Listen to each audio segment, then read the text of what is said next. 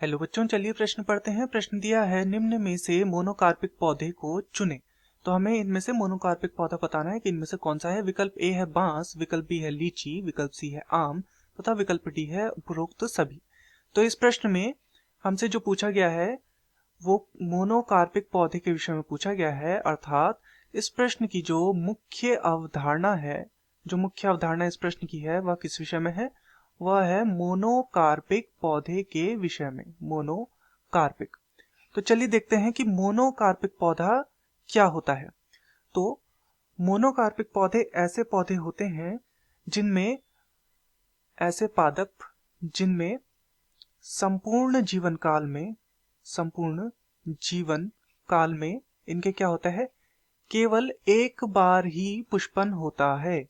एक बार पुष्पन होता है, अर्थात एक ही बार पुष्प इसमें निकलते हैं। तो ऐसे पौधों को कहा जाता है, क्या कहा जाता है, ऐसे पौधों को कहा जाता है मोनोकार्पिक। मोनोकार्पिक। तो मोनोकार्पिक पौधे ऐसे पादप हैं या ऐसे पौधे हैं जिनके संपूर्ण जीवन काल में केवल एक ही बार पुष्पन होता है। तो चलिए विकल्पों को देखते हैं। विकल्प ए दिया है बांस। तो जो बांस है, बांस जो है इसकी कायिक अवस्था जो होती है बहुत लंबी होती है, अर्थात जब इसके कायिक अंगों का जब विकास वाली जो अवस्था होती है वो अत्यधिक लंबी होती है।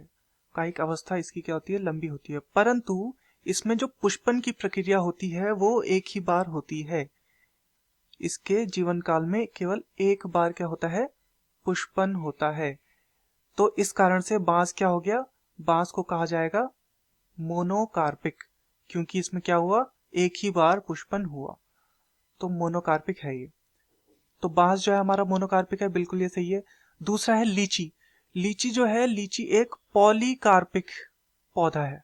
पॉलीकार्पिक। पॉलीकार्पिक का अर्थात ऐसे पौधे जिनमें पुष्पन की प्रक्रिया बार बार होती हो, पुष्पन बार बार हो, तो उसे हम बोलते हैं पॉलीकार्पिक। तीसरा है आम। आम भी एक क्या है, पॉलीकार्पिक पौधा है, अर्थात इसमें भी पुष्पन की प्रक्रिया बार बार होती है।